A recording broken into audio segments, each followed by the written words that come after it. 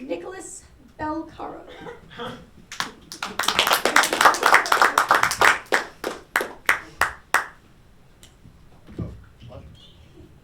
We got two of these. Huh. Funny that. Everyone always sits in the back of these things. I'm coming up to you guys. You guys got good seats. So, I was reading this article the other day about the Looney Tunes-esque assassination methods employed by the U.S. government against one Fidel Castro. To paraphrase the NY Post, she was sent back to Cuba to reunite with him, carrying 2 pills that could kill the general in minutes. But when they reunited, Castro immediately knew why she was there. In dramatic fashion, he took his gun from its holster and handed it to her, almost taunting her. "No one can kill me. No one ever," he said. He was right. She didn't do it, instead dumping the pills into the bidet. But anyway, I guess they had sex afterwards? I don't know, I can't really blame her.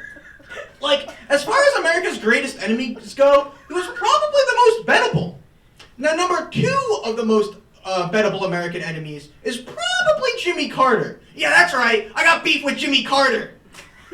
But no, like really, I could have never been a White House aide in the Carter administration. I'd see this caked up head of state waltz into the halls of the Oval Office. I would have been like, whoosh, there you go again, Mr. President. I was actually watching a rerun of the Reagan-Carter debate the other day, and there was like an inexplicably sexual tension in the room. And you know, there's actually a lot of Freudian psychology when it comes to like the presidency, you know what I mean? You got like George Bush, Dick Cheney, trickle-down economics, come on, it writes itself. But do you guys realize Dick Cheney fucking killed a guy? Like, people are always making conspiracy theories about, like, Obama's allergic to shellfish. Cheney shot a dude.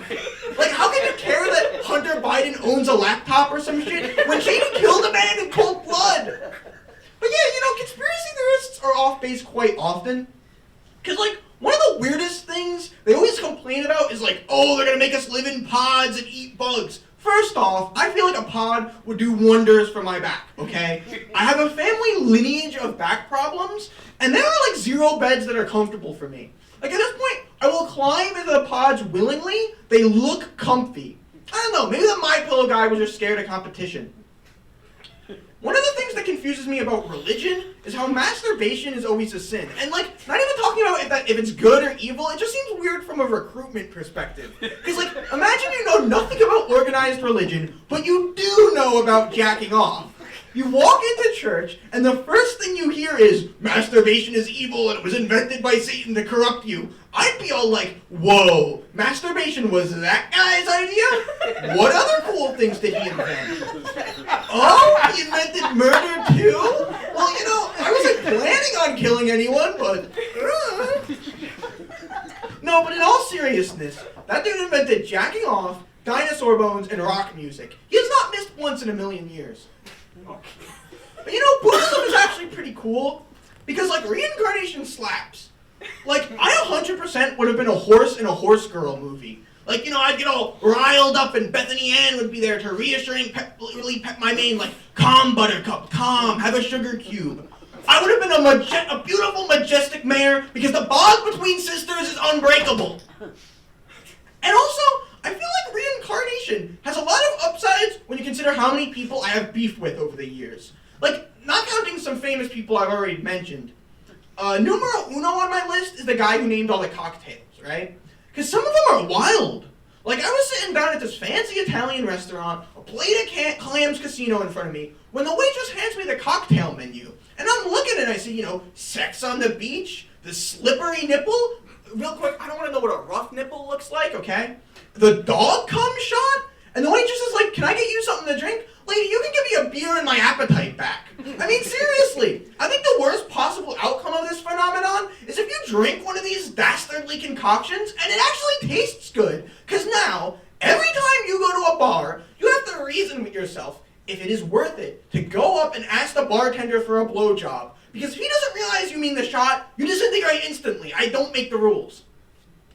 Okay, so person number 2 is anyone who's a flight attendant. Because I feel like whenever I go on a plane, they just got it out for me, you know?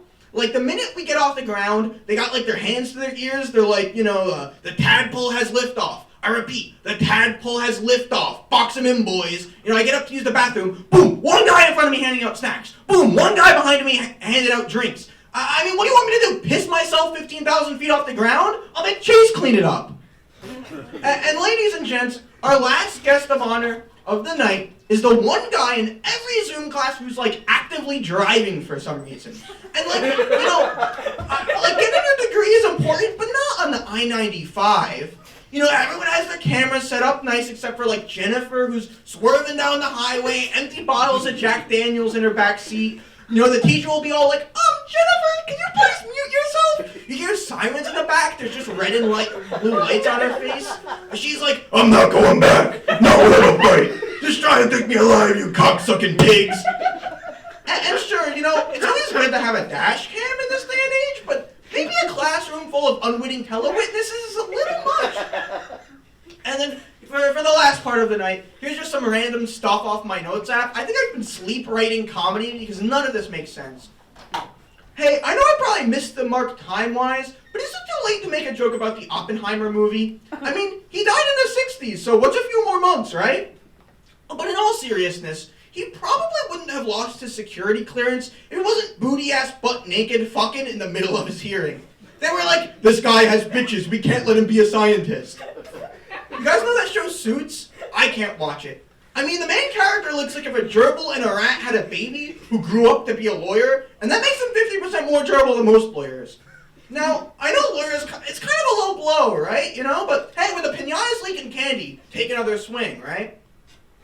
I have no clue where this next one comes from. It just says, I just saw my son-in-law post a 50-page Twitter thread about how to fix One Piece. Meanwhile, I've been asking him to fix one piece of my lawnmower for the past 80 days. This one's from a few summers ago, so it's a little, they're in like reverse chronological order or some, I don't know. It's crazy that Florida is trying to pick a legal battle with Disney, because I know the mouse could hit DeSantis where it hurts. Look, I mean, Donald Duck is an ancient, PTSD-ridden war vet who is practically unintelligible. He would do wonders in the Republican primaries, that's all I'm saying. And then this last one here just says, stand-up set where I pretend to drive a submarine. I'm not doing that shit, so thank you. You've all been a wonderful audience. Good night.